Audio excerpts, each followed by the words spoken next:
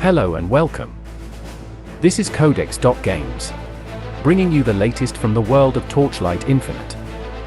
In today's episode, we'll be talking about Flame Slash Ice-Fire Gemma. Without further ado, let's get started.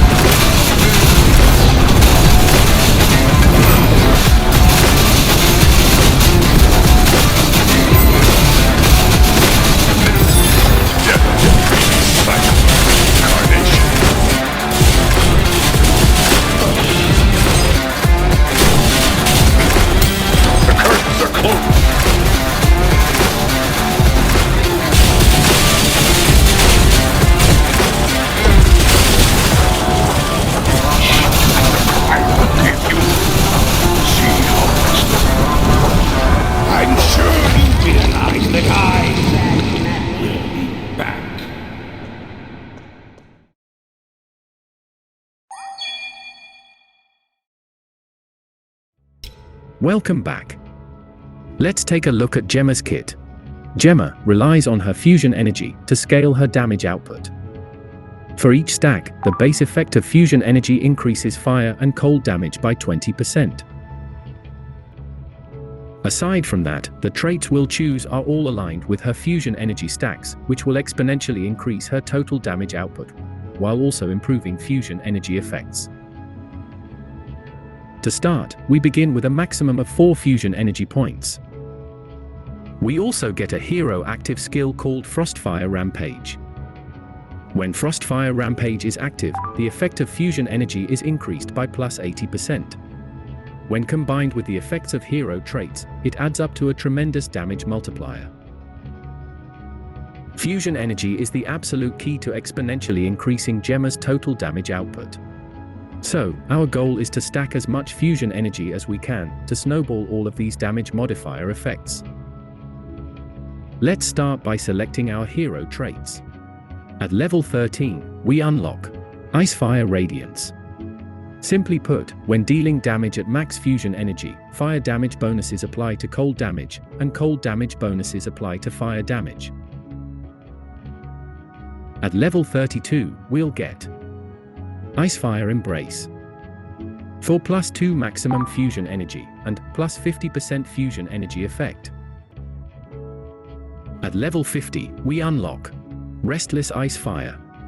This enables Frostfire Rampage to be cast automatically, and prevents fusion energy from being depleted. Furthermore, while Frostfire Rampage is active, we gain plus 30% fire damage when using cold skills, and plus 30% cold damage when using fire skills. These bonuses cross-apply to both fire and cold damage, because of Ice-Fire Radiance. This gives fire and cold another extra 30% damage increase, bringing the total damage increase for each element to 60%. At level 62, let's pick Glacial Flames. For plus 3 max fusion energy, and plus 1.5% additional fire and cold damage for every point of fusion energy. Again, these bonuses cross-apply to both fire and cold damage from Ice Radiant effect, giving us plus 3% additional fire and cold damage. At level 80, let's pick Extreme Fusion. With Extreme Fusion, fusion energy is no longer removed at the end of Frostfire Rampage. Essentially, as long as we maintain max fusion energy stacks through our attacks, all additional bonus buffs accumulated from fusion energy stacks will now be active at all times. Lightning damage bonuses are now also applied to cold and fire damage. Fusion energy stacks have been our obvious priority in our hero trait choices, and the reason for this is apparent. We use its effects to substantially boost our damage. Now, let's see how everything comes together. Let's start by discussing fusion energy's effect modifier.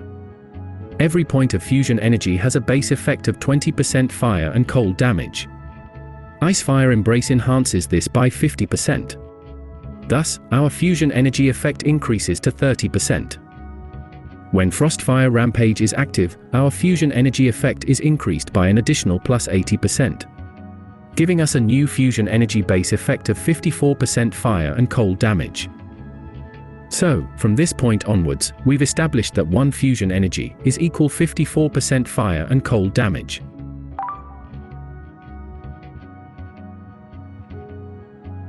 Next, let's look at how much fusion energy we could actually stack together to multiply its effect. Consider this table. From our hero traits alone, we already have 9 maximum fusion energy. That's plus 4 from our base trait, plus 2 from Ice-Fire Embrace, and plus 3 from Glacial Flames. Another plus 9 maximum fusion energy stacks will be coming from our Hero Relic and Hero Memory. That's plus 3 from our Hero Relic effect when engraving a Magic Hero Memory, and plus 2 from each of the 3 Magic Hero Memory we will engrave. This gives us a massive 18 total max fusion energy points. Without context, that might not amount to much, but it is a lot. Moving on. For this final section of the Hero Traits chapter, let's tie everything we know and see how fusion energy effect and fusion energy stacks exponentially boost of fire and cold damage. Let's map this out and begin with fusion energy. Remember that one fusion energy is equal to 54% fire and cold damage. Let's break down this table. First, Glacial Flames gives us plus 1.5% additional fire and cold damage for every point of fusion energy. So, we'll add this up nicely to our fusion energy effect. Next, with Ice Radiance, all fire and cold damage bonuses cross-apply to both elements, effectively multiplying our current base bonuses to each element by 2. This results in a total of 111% fire and cold damage per fusion energy. That is a fantastic starting point for multiplying this to our fusion energy stacks. So, let us begin to put our fusion energy stacks into this equation. Remember, we suggested 18 max fusion energy. With 18 max fusion energy, we get a whopping 1998% fire and cold damage. To top it all off, we get an extra 60% from Restless Ice-Fire. Finally, we end up with a grand total of 2058% fire and cold damage. That is a ridiculous amount of scaling. Alright. That was a lot of fun to put together. We hope this has given you a clear understanding of how to fully utilize Gemma's kit. This is critical information for anyone who wants to play Gemma, so we hope we have provided you with useful information thus far. Now that we have covered Gemma's fundamentals, we can start with our build.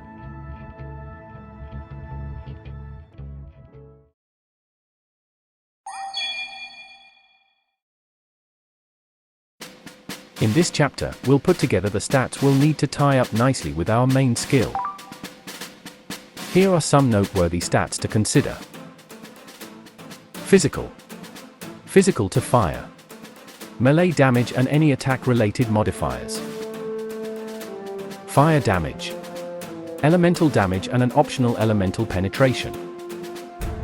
Skill radius is also a nice bonus. Fire skill level and melee skill level. Attack speed. And of course, steep strike chance and steep strike damage. Damage multiplier stats, critical damage and critical strike chance. We're also stacking Tenacity blessings. With it, steep strike, attack speed, and skill radius per Tenacity blessing. That concludes our list. In the following chapters, we'll begin building our talent trees and gears. So, obtaining these stats will be our top priority.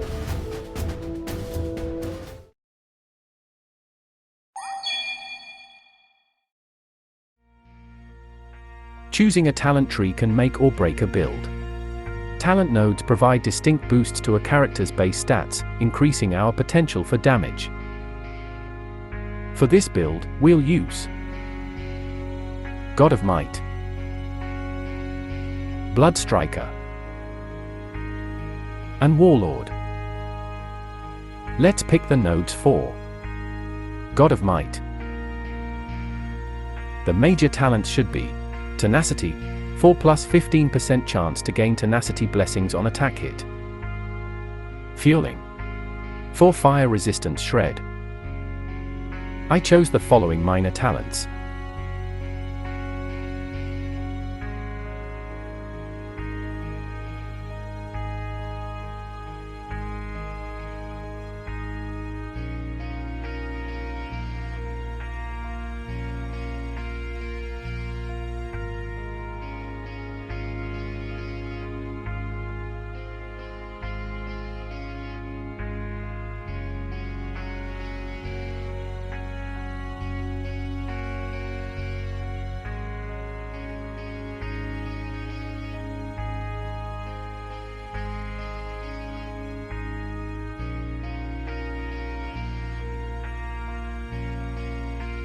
Let's pick the nodes for Blood Striker.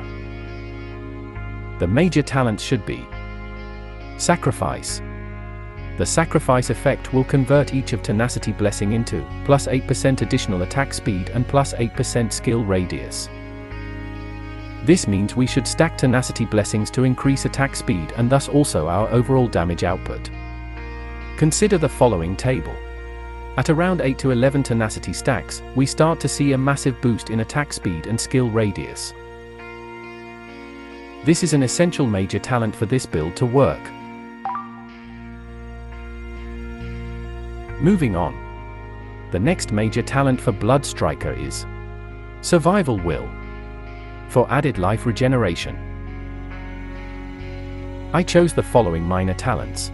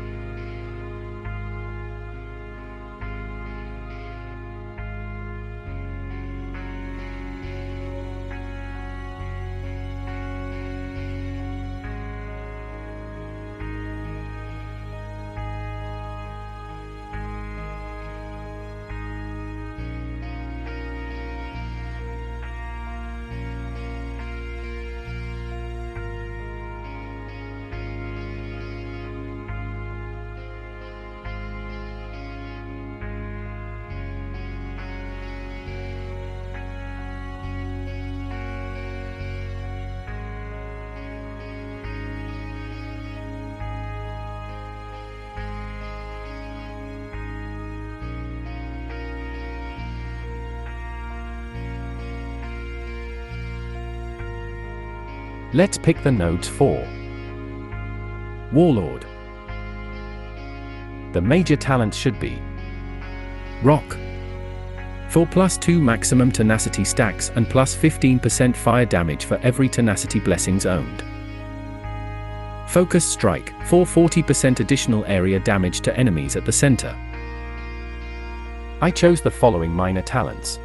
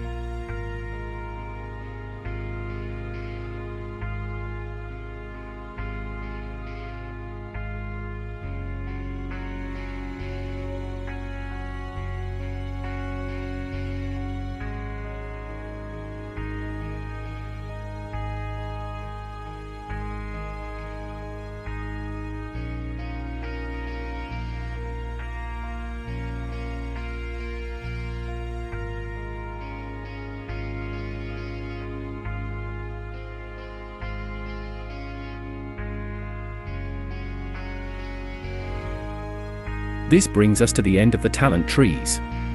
See you in the skills chapter.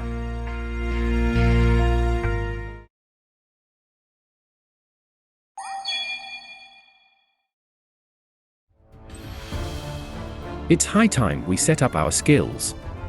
I'll list our active skills as well as the supporting skills that go with them. In addition, I'll include the important reasons for using each support skill below each skill icon. Let's get started with our main skill. Flame Slash. A fire area skill that attacks enemy units ahead and has a chance to turn strikes into steep strikes. For support skills, put in Raging Slash, Slash Duet, Steamroll, Critical Strike Rating Increase, and Elemental Fusion. Next, let's also set up Life Source. For support skills, put in Emergency Restoration, Residues, and Armor Infusion. For mobility, let's set up Spiral Strike. Let's support that with Quick Mobility and Hardened. Next, let's also set up Fearless Warcry. For support skills, put in Powerful Warcry, Lion's Roars, and Cost Conversion. For our last active skill, we'll get Bull's Rage. For support skills, take Mania, Mass Effect, and Death Will. Moving on to our passive skills. For our first passive skill, let's get Precise Fearless.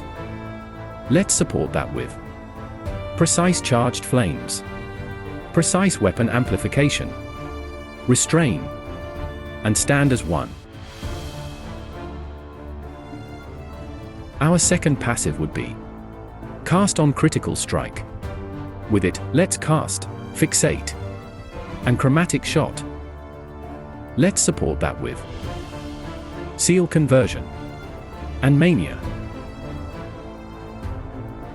For our last passive skill, it will be Curse on Hit. With it, let's cast Scorch. For support, Abysmal Hatred, Seal Conversion, and Extended Duration. Let's see how everything comes together now that we have all our skills in place. Our skill combo begins with Bull's Rage, Fearless Warcry, and finally, Flame Slash. Remember that when dealing critical strikes, Cast on Critical Strikes trigger will activate Chromatic Shot. This is a cold, fire, and lighting skill that will quickly charge our fusion energy.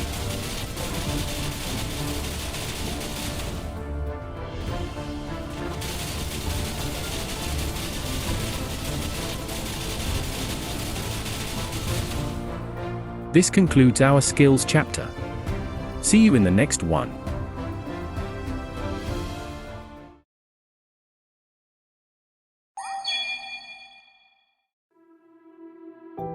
Our guides have always focused on understanding the base mechanic of a character, and capitalizing on them to maximize our damage potential.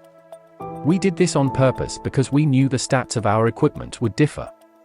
While we prefer that you use the equipment we recommend as much as possible, you are welcome to experiment with alternatives, as long as you keep to our priority stats. We'll go about it like this. In the column on the left, I'll recommend the equipment that is currently the best in slot for this build. In the first column on the right, I'll put in an alternative equipment that would be just as good. And in the rightmost column, I will add an early game option that you can get once you've unlocked the trade house. The corroded stats will be in dark purple, just like in-game. The orange markers will represent non-negotiable core stats that we must get. And grey stats, these are optional stats where we can put anything that we lack. Now that we have that settled, let's get started. Here is my recommendation for Helmet.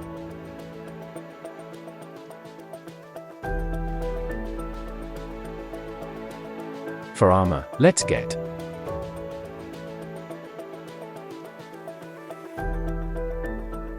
The best necklace I recommend for this build is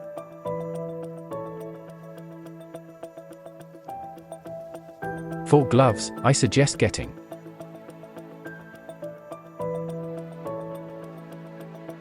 and the belt that I advise you to get is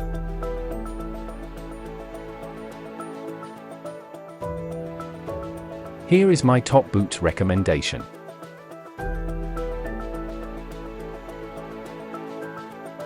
My recommended main weapon choice. And the offhand equipment is. And for our rings.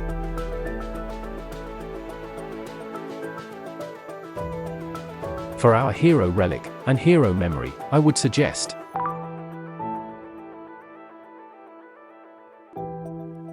moving on to Pacts.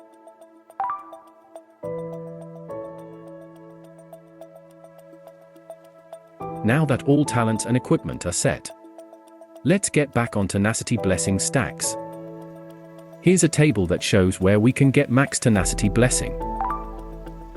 You should be able to get at least 10 to 11 maximum Tenacity stacks from the equipment and talent trees that we have discussed so far.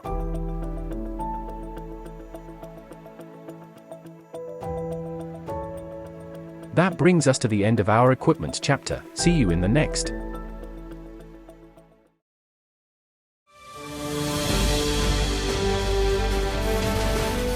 Congratulations! This is the final chapter of the guide. That was a lot of information to take in, so feel free to go back and review the chapters if necessary. While this is a very good and enjoyable build to play, it does have some drawbacks. There is so much more that this build can improve on, and we are certain that we have missed some things that would actually improve this build even more. If you have any thoughts, please leave a comment below so that we can include your ideas into our future guides. Overall, I hope you enjoyed this as much as we did. We would also appreciate if you would support us by liking this video and subscribing to us. Thank you for watching, and we'll see you in the next video.